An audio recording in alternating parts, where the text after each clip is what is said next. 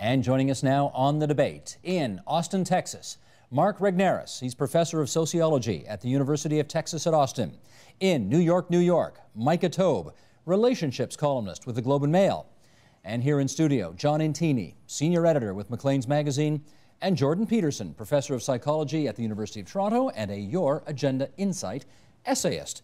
Welcome, everybody. Good to see you two here. John, first time on the program for you, so it's nice to meet you. And to our guests in the States, we're glad to have you along. I often get asked on this program, where do you get your program ideas from?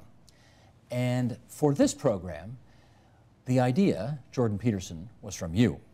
We were back on this program back in the fall, I guess, talking about why adolescents seem to mature so much later in life these days. You know, back in our day, we were in our 20s, we wanted to get out there right away and get started. Now, everybody's taking a second degree, they're putting off, you know, becoming parents and all of that kind of stuff.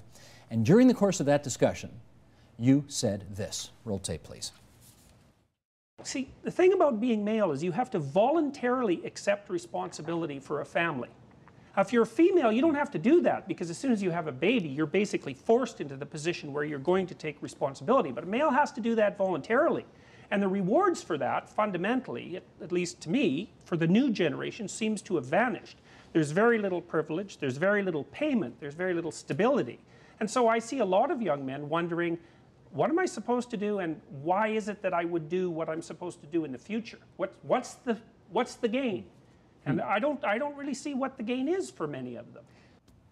Okay, now that we've established that you're the inspiration for this program, let's get into this. How can it be that things have evolved in such a way that men, as you've put it, feel they have nothing to gain from taking on so-called normal life responsibilities? What's happened?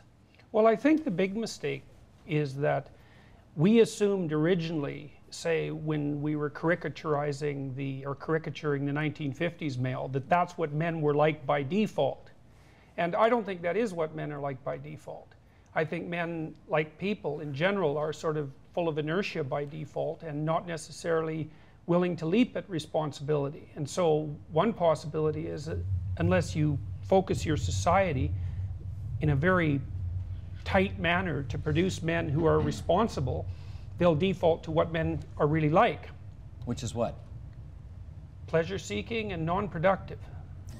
Well, I mean, it's a lot easier to be pleasure-seeking and non-productive than it is to be responsible and disciplined and conscientious. And so you have to wonder why people would do it. Okay, Mark, you want to follow up on that? Well, I think Jordan's speaking my language. I totally concur that left to their own devices, men opt for the easy way out. They're much better when we're put under pressure, both personally and socially. And we see that in relationships today, that when men are given free rein to conduct relationships like they will, they tend to take more than they give. We got a relationship columnist here. So, Micah, you want to weigh in on that as well? We're nothing but non-productive, pleasure-seeking beings, or at least that's our natural state, as it were? I mean, I think actually what's happening is, I like to call my generation, or people younger than me, the sons of feminism. And I think that we are at a point where we're starting to question, you know, if women are working and don't need all the financial support from men, what is our role? And I think that actually men are taking this time to reassess and then figure out how to do both, to be caring, nurturing, you know, child-rearing humans, and to also work and support their families. But to do both is tricky, and I think we're just starting to figure that out.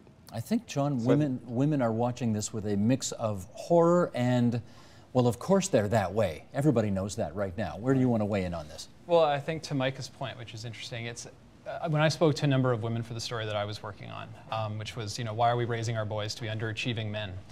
The women spoke about, you know, just that it's sort of slim pickings out there, that there aren't a lot of, you know, guys that sort of are at their level. And I think that that's sort of a major issue. What does that mean, and not at their level? As far as education goes, I mean, when you look at university campuses, and a lot of them, it's a 60-40 split, female. 60% women, 40% female, male, on most university campuses in North America. In some cases, it's 70-30. And I think because of that, there is less, when you're looking at sort of, looking at as far as, and I mean this is in terms of marriage and such, and that it's more difficult for women to find men at their level. And yeah. Jordan, you're on a university campus every day. How does that play out? In some of the subdisciplines, it's much worse than that. I mean, that's average across disciplines, but there's some subdisciplines where the vast majority of students are women. So in engineering, it's still men, but the number of places where it's mostly men are disappearing rapidly. Now, you said worse than that. Why is it, I mean, do we assume that 50-50 is what you want to get, and if it's not 50-50, it's worse than that? Well, I guess I'm assuming a baseline of 50-50. I mean, worse is a judgment, and you can make it for one reason or another. I mean, it doesn't seem to me to be good that the men are disappearing, particularly. And I mean, there are consequences of that, and there's reasons. One of the reasons is that men have time, and women don't. Right. And that makes a big difference. So for a guy, it's like, yeah, maybe I'll get married when I'm 40. For a woman, you know, she wants to get married now around 27. And that's also interesting, because if a woman wants to get married when she's around 27, she has to compete with all the women who are 22. And a 22-year-old woman puts a lot less stress on a man in terms of immediate demands for procreation, let's say, than a 27-year-old woman does. Mark, you're on a college campus too. How does all this play out from where you are? Right. The sex ratio imbalance, which we're talking about, is pretty profound in the United States, less profound on a lot of state university campuses, especially more elite campuses. But when you've got a 60-40 split, and you look at the relationships that form on campus, you have situations where women wind up competing against other women for the attentions of the rarer men. And when that happens, even if they're not marriage-minded, and plenty of them are not, but when that happens, you can be sure that the men win out in terms of how they want the relationship to proceed. In the background here is the question of, so where are all these other men, the ones that are not in college? I think we speculate a lot about them, but it's somewhat of a mystery to social scientists exactly where they're at and what they're doing. Well, here's what Maclean's magazine had to say about this, and Mike, I'll go to you first on it when we come out of this. This is about male depression, expected to increase given all of what we're talking about here today. Here's how the piece said. Right. This is from your magazine, John. The number of men with depression is expected to rise due to large-scale changes in Western society, the BBC reports. According to an article in the British Journal of Psychiatry, economic and social changes are quickly destroying traditional sources of male self-esteem, and men are expected to struggle with the shift away from traditional gender roles. The Men's Health Forum said male identity is closely connected to employment.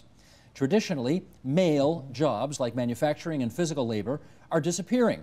And as women are now more likely to go to university, the number of households where the main breadwinner is a woman is expected to rise. Okay, Micah, what stands out for you in terms of how men are now seeing themselves in this, in the world that has emerged from the great, I was going to call it the Great Recession, but a lot of people have called it the Great He-cession because men have suffered disproportionately. What are you seeing? Well, yeah, and I did a column on this topic of sharing both work time and home time. And many people who study this find that women who don't have men at home helping with the kids are getting depressed. And I think that you'll see, and most people think that if we both share both of these roles, we'll actually all be less depressed, which makes sense. Okay, John, what's your view on that? Well, what I actually find interesting about that study is that when I talk to some social workers and such, and they spoke about the fact that a lot of guys will say, I'm perfectly fine with the idea that my wife will be the breadwinner. And growing up, I remember growing up, and every guy I knew said, oh, it would be terrific. And it's fine, I think, to a point, and a lot of people say this, that it's fine when, in fact, they are, it's an equal sort of, if one's making $75,000, the other one's making $70,000, that's fine. But when it becomes the breadwinner where it's $75,000 compared to zero, and it's the guy at home, that's where the issues come in. And I know in that study, they're talking about sort of the more domestic role for men, and men are going to have trouble with that. So I think that that's partly where that study's coming from. Jordan? And can I add one more thing with the? I did talk to this woman, Andrea Doucette, at the University of Ottawa, and she said that men do find at first it's hard to be at home. And they often do things to kind of compensate for it. For instance, they'll do home renovation projects or take on an extreme sport or something. But they tend to kind of then become more comfortable with it. And the children are actually better off for it because they have more ideas of what they can do in their lives. The idea being you got to do something macho in order to still feel like a man. Is that it? Yeah, men tend to do that at first, and they're going to find their own way of being at home. It's not going to be exactly the same as women. Sure. Jordan, you wanted to say. Well, it's easy to hire a nanny. You don't need a man, and I don't see why women would want to have someone around who isn't a lot more productive and useful than the children. So, and if you hire a nanny, you have someone to do the housework, hypothetically, and the childcare, and you don't have any of the emotional problems that go along with having with necessarily having a relationship. So, it doesn't strike me that the men at home idea doesn't strike me as very stable long-term probability. What about the status of men, Jordan? Well, I mean, there's a couple of things that I think are interesting. Well, first, we've also been talking about men. This is hard on women too. I mean, at least 40% of babies are born out of wedlock now, and single mothers are way more likely to be in poverty, like way more likely. So the fact that men are disappearing isn't just a catastrophe for men, it's also a catastrophe for women. And one of the things I've noticed over the decades as I've been teaching is that things have gone from women couldn't work to women could work to women had to work to women are going to do all the work a lot faster than anybody ever suspected. So, and I see this as a trend that it'll just continue. But John, do men care more about their status, as it were, in society than women do? Well, I think the studies sort of show that as far as the role of being the breadwinner, like my point before about this notion that you have, as much as you can say that you'd be fine with it, that there is something that guys still deep down have trouble with. And I mean, that's what a number of experts talk to me about, that they find that in counseling, that it's the guy often that has trouble letting go of his ego. Let me read something from Mark's piece that was in Slate.com not too long ago. Here's an excerpt. The terms of contemporary sexual relationships favor men and what they want in relationships, not just despite the fact that what they have to offer has diminished, but in part because of it. And it's all thanks to supply and demand. To better understand what's going on, it's worth a crash course in sexual economics, an approach best articulated by social psychologists Roy Baumeister and Kathleen Vose. On average, men want sex more than women do. I know women love sex too, but research consistently demonstrates that men have a greater and far less discriminating appetite for it. As Baumeister and Vose note, sex in consensual relationships therefore commences only when women decide it does. And yet, despite the fact that women are holding the sexual purse strings, they aren't asking for much in return these days. The market price of sex is currently very low. Okay, Mark, the price of sex at an all-time low, what does that mean? Well, it hinges on an idea about the nature of sex as an exchange in part. There's also romance going on, and I'm not dismissing that. But that in a typical sexual exchange, he gives something to get something from her. And so what we're seeing today, though, is the exchange is breaking down a little bit in the sense of she's not requiring nearly so much from him in order to access sex as she used to, in part because she just doesn't need the relationship like she once did. I think that's a theme that we've been talking about here on the show, that women don't need marriage. They want marriage eventually, but there's a huge difference between how you conduct yourself when you need marriage, like we did a few generations ago socially and economically, and today where it's simply something that we want, and but we're pushing off the age at which we ideally want to attain it. Jordan, would fewer men enrolling in post-secondary institutions lower the price of sex? And if so, how? Well, it would in the post-secondary institutions, because there's an oversupply of women, so to speak, relative to men. So that's going to make a difference. So men get their pick in that respect. Well, as long as there's more women around them, they do. Yeah. And then there's also all sorts of other, there's all sorts of other potential supplies of sex. So pornography, for example. Right. And if you look at the phenomena of the grass eaters in Japan, so there are males who are dropping out of the traditional sex roles, and in very, very large numbers, because I think Japanese men are now consume more makeup than Japanese women. What? Wow. Say that again? Japanese men, young men, consume more makeup than Japanese women. Mercy. Really? Yeah, yeah. And so a lot of the sexual activities that the grass eaters are engaging in are pornographic. They're computer mediated.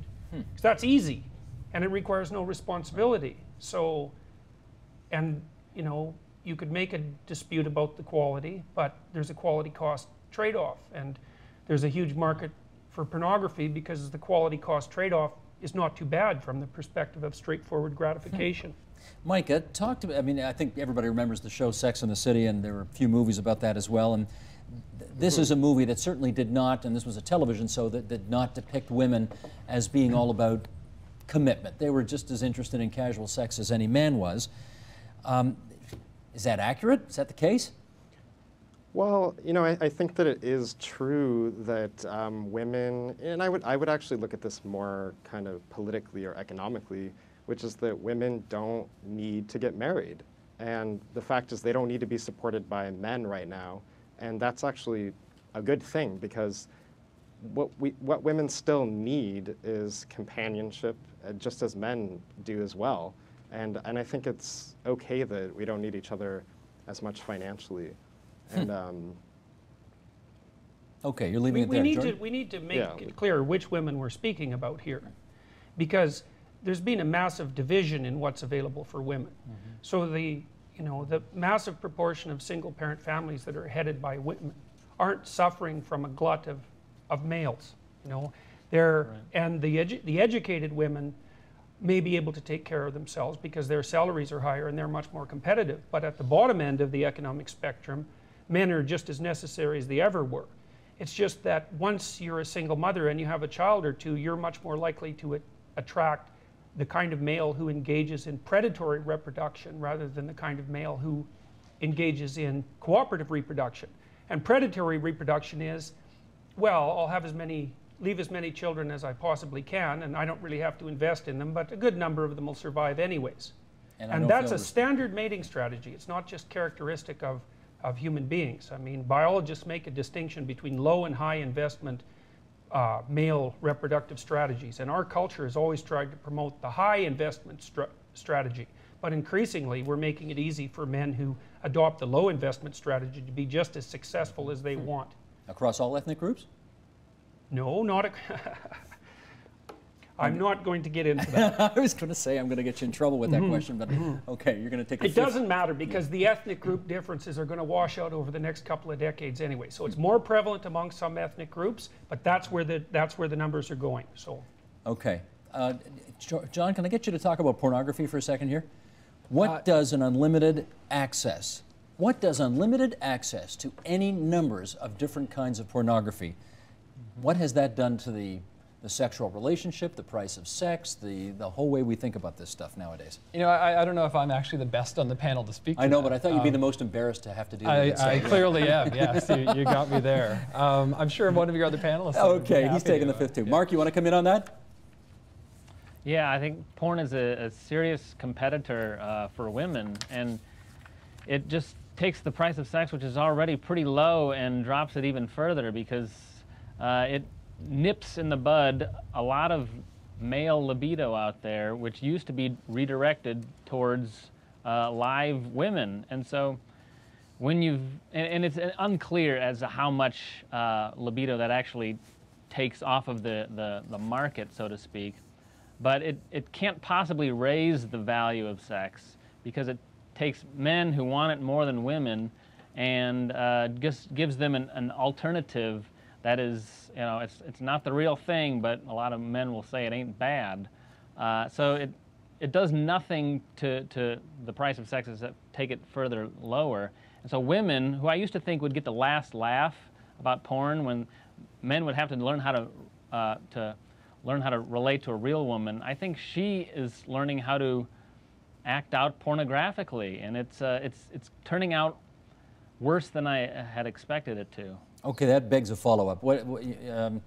I guess part of what you're saying is men need women less because of the massive availability of porn, but you're saying that women are now trying to emulate what they see in porn in order to attract male attention? If they're competing with porn, I mean, who's going to win out? I mean, in a situation where they're already competing with other women. So if this thing lowers the value of what she has that he wants, she winds up not saying so much anymore, no, I'm not going to act like that, but, oh, how do I do that? And so I think it's yet one more thing that takes power away from women over over how their relationships get conducted. Let me hear from Mike on this, and then Jordan. Yeah, I would say, first of all, I don't think that pornography is necessarily decreasing the amount of that men want sex with real women. I mean, pornography, you know, if you look at masturbation, has been around forever, and pornography is basically just, I think of it as almost a replacement of the imagination. So men were using their imaginations before, now they're using pornography. I don't think it's actually reducing their need to be with, you know, a real physical woman. And as far as women needing to imitate pornography, I haven't seen it per se, but I mean, I've heard that before, and I think that that is actually kind of sad. I think pornography has gone sort of off the deep end in a lot of ways as far as what, you know, is performed on it. I'd like to see people, you know, kind of making their own pornography and watching pornography with their partners. And when you say you'd like to see it, you mean sociologically speaking? In my, no. So, of course. I think I got you. Yeah. Okay. Jordan, you wanted to follow up. Well, there's other questions that we haven't been able to ask or address, I think, because of the veil of political correctness. But one of the things that's interesting is, you know, the classic feminist idea was that it was men who restricted the full sort of expression of female sexuality. And again, that would be a parody of the 1950s relationship. But I don't really think that's true. I think that a lot of restriction on female sexual behavior is put there by other females. Because if unbridled promiscuity, basically, on the female end, reduces the necessity of commitment to almost zero. And women, even well-educated women, may not, say, be wanting to be married when they're 22 to 23 or 24, but they do want to get married when they're 28 or 29. But the people they have to compete with then are the 22 or 23-year-old women who aren't subject to the same sort of constraints they used to be subject to, and who are unbelievably good at competing for attention. I mean, they're younger, for example. So this is a big problem, and it's one that we haven't addressed at all. I mean, as a culture. How do you want to solve that problem, Jordan? Well, it would be really interesting if it would be possible, you know, over the next decade or so to have a conversation across North America and the educational institutions too that was relatively free of the dictates of political correctness. Because we don't know that much about gender differences, and we don't know how they're playing out, and they're almost impossible to discuss.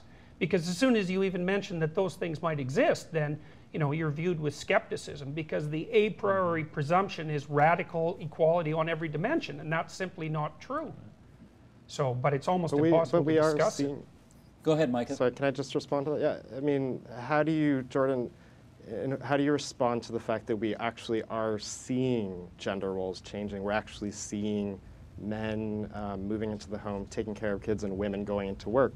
Like, when we see these change, like, how can we not just see them as being a true change of the way people are relating to? Right, fair enough. Part of the way I would object to that is that who are you talking about? You know, I mean, educated people always talk about educated women, but it's the uneducated women that I'm interested in. Right. I don't think their behaviors changed much at all, except now they don't have any men to support them. But I think we have seen statistics that suggest that from 1975 to present day, the number of men who stay home to take care of the kids while the woman goes off to work, that's increased 300%. This is a trend. This is without question. Right, John? This is a trend, and there's no indication it's going to change. Well, and I think it's got to be viewed also in a sort of a very positive way. That this is, you know, is whether or not it's a choice that was made because people looked at, you know, who was making more money and who should stay home, and made a progressive choice that in fact the man, you know, should be the one that stays home with the kids, or if it was a situation where in fact that, you know, because they lost their job in the, you know, in the he session or whatever, but that they're, you know, when we've seen that, you know, increase from, I think there are 60,000 stay-at-home dads now in Canada, that is a substantial number, and we really have to sort of, you know, think a lot about sort of that as a good thing, though. Jordan? See, I don't buy it, and the reason I don't buy it is You're not buying what part of it? I believe that there are differences in the differences in status that are relevant to men are actually driven by women and not by men. And the reason I believe that is because if you look cross-culturally, and this is true for places like Scandinavia as well, where there's tremendous amount of social support put in place for women, women mate across and up dominance hierarchies. And so we might be able to say all we want, that women will be happy if men take a less dominant position in society. But the evidence as we have it right now suggests that that's not the case. Is that women don't marry across and down. They won't put up with men who don't bring at least as much and probably more to the table than they do. But if he's right, they're going to have to start doing that. Well, but it'll still be comparative. They'll be after the highest status males, even if the average status of males drop. Micah, go ahead. I think that the one, I think the one thing that we're not mentioning here is that, you know, women still have a ways to go as far as like reaching financial equality with men, and the glass ceiling is still present. Women are still only making 80% of what men are. So of course they're going to be right now still looking upwards, and I think that that's actually one thing that bothers me about this whole trend of saying that, you know, men are falling apart or masculinity is ending, is that I think it's actually fear-mongering when we're actually just starting to get close to the point of equality. Mark, you want to follow up? Yeah, I think the stay-at-home dads phenomenon is going to peak, and it's going to peak fairly soon, in part because what Jordan says is true. I mean, some of these, how many ever there are stay-at-home dads, are not in our minds the sort of ideal, have it together, college-educated, very doting on the children. I mean, plenty of them are just men who are out of work and who would much rather be at work than at home with the kids. The kids are not as well cared for on average as they are by their mothers. And so I think we are fantasizing about how many men want that and how many women actually want that too in a spouse. Interesting. The glass ceiling argument's a red herring too. If you look at single men and single women, you know, say prior to marital engagement, single women make pretty much as men do. And then if you look at when men start to earn more, say in their 30s and 40s, there's reasons for that too. And part of the reason is a substantial number of women, once they hit their 30s, even in extremely productive, high-paying professions, take a hit because they decide that they want to stay home and have kids, which is a perfectly reasonable decision. But, you know, the men they're competing at that point, especially in the high-productivity jobs, they're working 80 hours a week, you know, and that's why they're making more money. Go ahead, Micah. But that says more about workplace and cultural policies around work. No, that's not right. A man can't, well, because wait, just a man can't actually have flex time as much as, you know, if men lower some of their ambitions, I know that sounds ridiculous, but it actually makes it so that women can move up a bit, and then both can have this sort of flex time, can trade off, you know, working, or, you know, when one needs to go back to school. That's fairness, and I think that that's actually look, I work with lots of women who are very, very high achieving, and most of them work as senior partners in law firms. And they know perfectly well as a group that social policies that are designed to make childcare easier for women are not going to solve the problem. It just doesn't work that way. I mean, it doesn't work that way partly because the men they're dealing with are hyper competitive and they'll work 80 hours a week. And it doesn't work that way because most of the solutions that companies or even society can put in place to deal with the problem of childcare don't actually address the concerns that these women have. They don't level the playing field. And the women don't expect them to because they know already that it's not possible. Let me get Mark, though, to speak to that issue that you brought up just a moment ago, which is that if these trends continue going the way they're going, women, as opposed to marrying within their own station or marrying up, if I can put it that way, are going to simply have to consider marrying down in the future in larger numbers. You buying that, Mark? Right. Yeah, at the moment, there's still, a college-educated woman can and does tend to marry more than women without college education. Like we've said earlier, though, they can, they can marry older men and as well as men their age. So the age span is variable. What I suspect will happen in the future, probably in the next 10 to 15 years, is they'll have to make this decision whether they're okay marrying, say, a fireman, a police officer, a forest ranger, etc. People who didn't necessarily need to go to college and still can bring in decent income. Or, and I think this is probably more likely the case, college-educated women will just say, I don't really need this anymore. I'd like it, but like I said earlier, there's a huge difference in how relationships get conducted when we're talking about I want this versus I absolutely have to have this relationship. About 3 minutes to go. Fewer women will marry in the future than are currently. I mean, you see the average age in marriage rising, and that's an indication that we are wanting to put it off. And when I think it's 30 years old, women on average in Canada, I think, get married, which you're already pushing past the end of their peak fertility. So that's a flammable combination. John and then Jordan. A couple things to that point, the 30 years old thing. It's interesting, when I talked to some people, they talked about the fact that women talked about the fact they have 10 years. Out of school, they had 10 years to sort of get it done, get ready, and then they were going to have kids. That was sort of the plan. But I think there was a big study that was that came out in November that showed that in big, large urban centers, childless women who were 30 and above were earning 8% more, I believe, than men with the same level of education. 17% more in cities like New York, 12% in Los Angeles.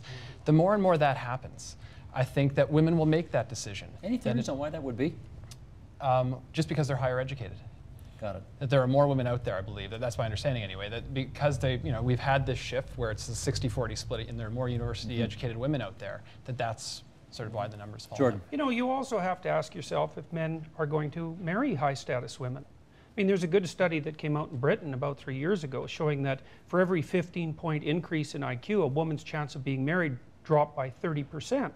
And that's because it's difficult. Like, I'm not complaining about the women, but the thing is, the more intelligent, the more attractive, and the more educated a woman is, the smaller the portion of the male population that she's willing to consider.